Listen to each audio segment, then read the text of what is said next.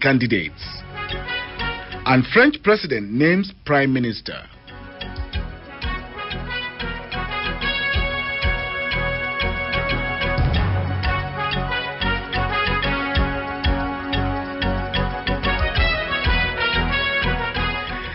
Good evening and welcome to Freedom Global News with Abdullatef and now the news in full.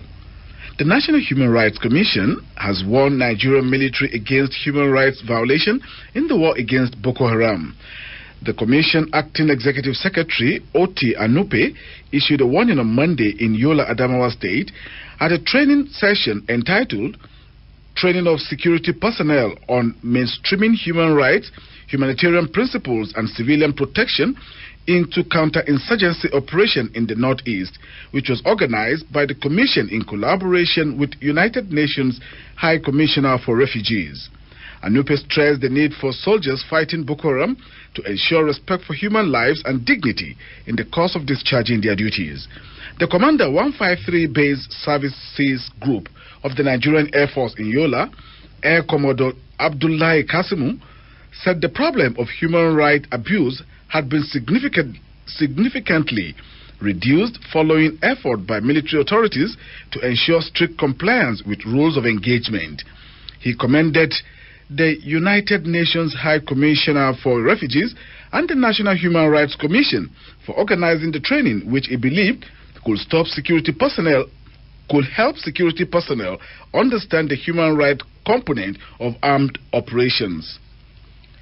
A federal high court sitting in Lagos on Monday adjourned to 22nd of May a suit seeking final forfeiture to the federal government the sum of $5.8 million belonging to former First Lady Patience Jonathan. Justice Mojisola Olatoregu granted the adjournment following an argument by counsel to Mrs. Patience Jonathan, Ifedayo Adedipe, that the respondent was not given sufficient notice to file a response. The court had on 26 April issued an interim order for forfeiture of $5.8 million belonging to Patience Jonathan to the federal government.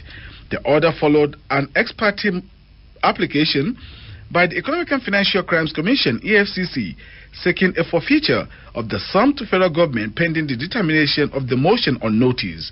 When the case was called on Monday, counsel to the respondent, Mr. Adedipe, informed the court of a notice of appeal he had filed against the court's ruling, as well as a motion for stay of further proceedings. A Kogi State High Court on Monday granted bail to 5 accused persons, including the administrator of Ijumu local government area, Alhaji Taufik Isa, charged with attempt to assassinate Senator Dino Melaye. Justice Arome Akogu, in granting the bail in Lokoja, said the 3 weeks the accused spent in custody was far beyond the period allowed by the Constitution. Akogu also said the accused, through their counsel, A.M. Aliu, in his oral application for bail, had undertaken to attend their trial, adding that the prosecuting counsel did not object to the presumption of innocence pleaded by M.A. Aliu. The judge therefore expressed satisfaction with the submission of the defense counsel and granted bail to each of the accused in the sum of 1 million naira with a reliable surety who must be a senior civil servant in the state in like sum. Earlier, the leading counsel prosecuting the case, Assistant Commissioner of Police Long Simon, arraigned the council boss with Ade Obege, Abdullah Isa, Michael Bamidele and Ahmed Ajayi on a 5-count charge of conspiracy to commit culpable homicide punishable with death on 14th April. The prosecuting counsel opposed the bail application by the defense counsel on the ground that it was oral, but the judge overruled the submission and upheld the bail application. Melaye recently raised an alarm that he was attacked by gunmen when he visited his country home. The Broadcasting Organization of Nigeria has asked the National Broadcasting Commission, NBC, to review the payment of annual levy and turnover made by broadcast stations in the country. Chairman of the Broadcasting Organization of Nigeria, Mr. John Momo, who was addressing participants at a 4-day stakeholders code review retreat in Kano, explained that the Broadcasting of Nigeria's recommendations were made based on the belief that the NBC would encourage, protect, and truly cooperate with the stations. He said they proposed that the current definition section be expanded to include more detailed guidelines, in addition to covering definitions that are currently missing, such as annual income, the meaning of Grade A breach, broadcast operatives, regulatory agency, among other things that require proper interpretation section. On his part, Director General of the National Broadcasting Commission, Ishaq Modibo, believes that in order to ensure professionalism in broadcasting, the code has to be reviewed in line with Nigeria's political aspirations and is expected to serve as a central document to keep professionals in check.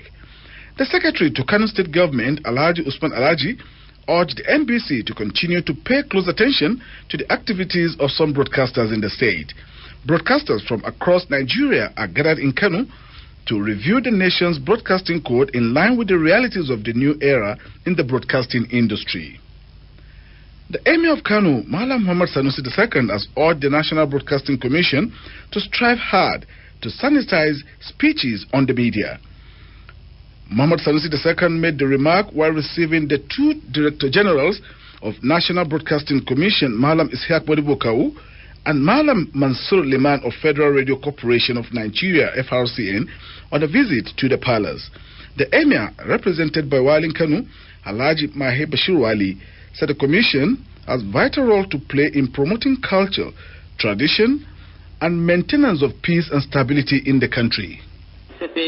This new innovation that you are bringing for speeches and writing articles in social media, newspapers, and other news magazines. And I hope that when you bring this, not only the news agencies, but including government, should make law that will regulate that kind of speeches.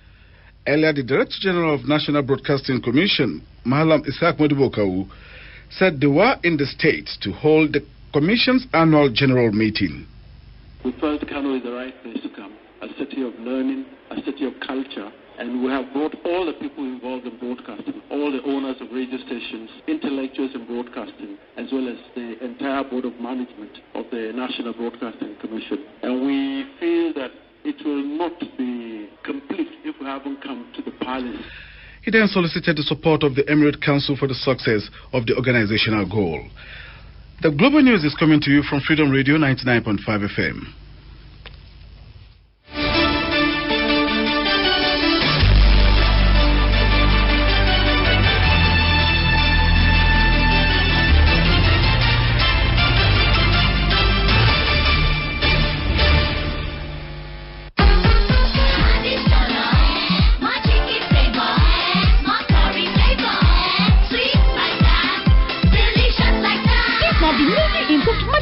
And chicken 2 in one mixed flavor in one sachet. It gets more curry, more chicken flavor. Wait, it will double delicious jollof rice for my family. This new improved Madish curry and chicken flavor don't dey for new sachet and it dey available for market and shops. Take jollof rice, take Madish curry and chicken flavor. Madish is also available in stock and smoked fish flavor. Madish, Mama's delicious dish.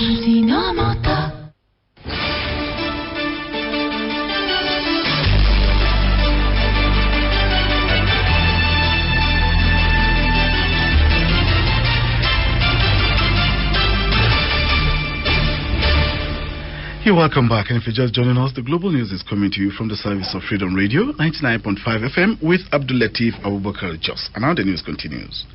The Joint Admissions and Matriculations Board, JAMB, says it had arrested operators of Cyber Cafe for defrauding candidates of the ongoing Unified Tertiary Matriculation Examination UTME for 10,000 naira to access information on their emails.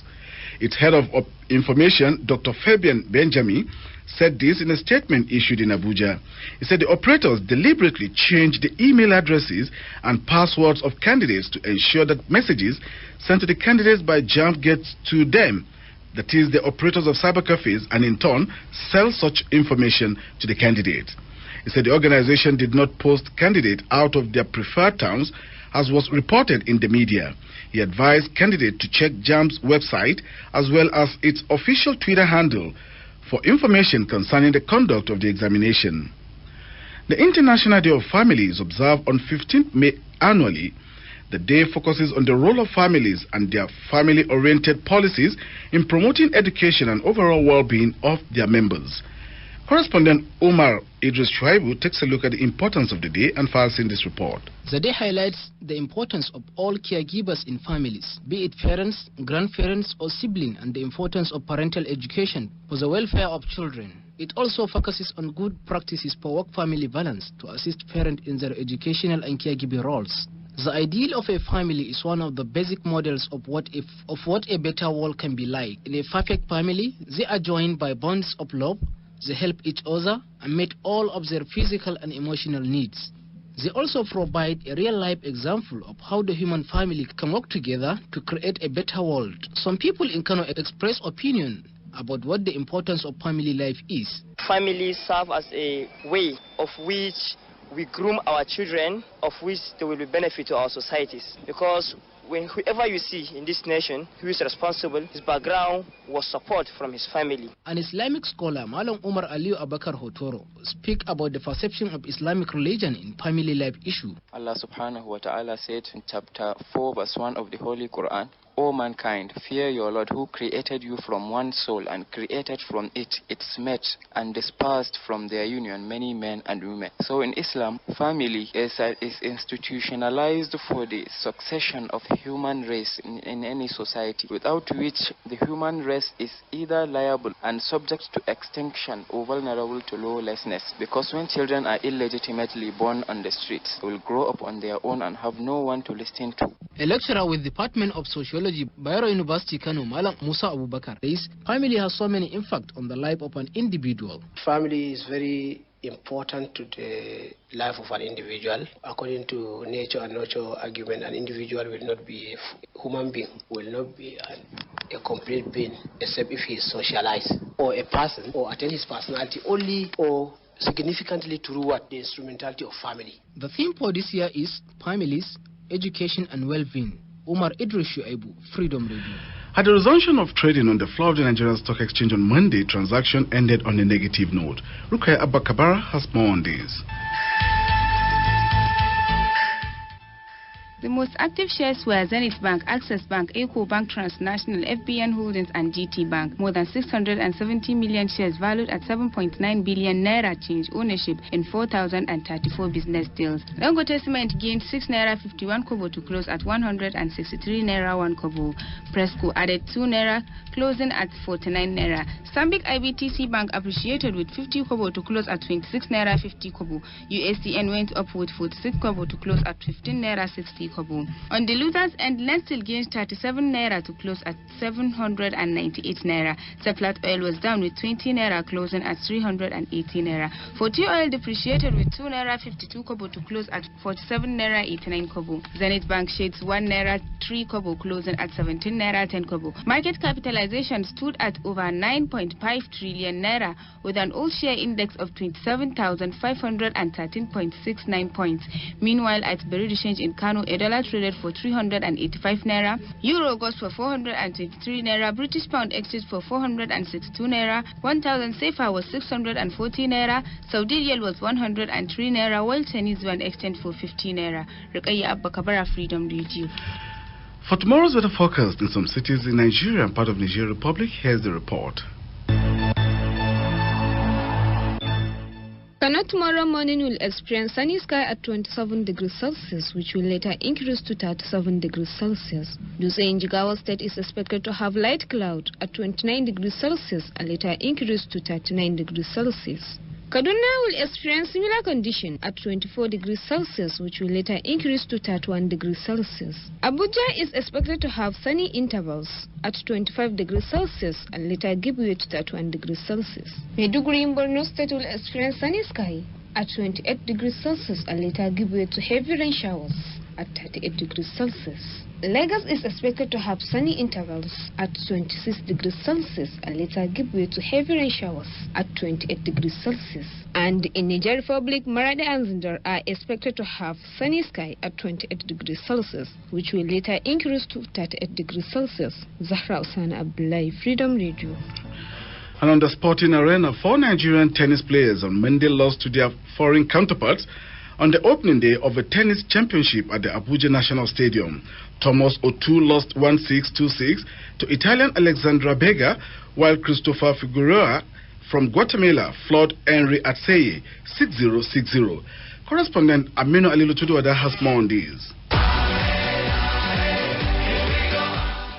Also, Christian Paul could not stand the smashes of Indian Kunal Anand, while Adimabua Jose bowled David Aganinski of Poland. Speaking after his game, Anand described it as an interesting and revealing. Meanwhile, Ethiopian athletes Luel Gebrelesi and Azmera Gebru have emerged winners in the male and the female elites categories, respectively, of the 10-kilometer of Ofefe International Road Race held in Edo State. More than 1,000 of athletes, include 15 foreigners, participated in the 2017 IAAF bronze level of F4X. The fastest Nigerian athlete Jigade Monde from Plateau State coasted to victory in 31:59 seconds. He was followed by Emmanuel Gang, who finished in the 32:18 minutes, and Ismaila Saju, who was third in 38 and 55 seconds. In another development, Manchester City and the Nigerian striker Kelechi Iheanacho is said to become the most surprising member of manager Pep Guardiola's summer to clear out at the Etihad Stadium, with the club willing to listen to offers for the 20-year-old Nigerian.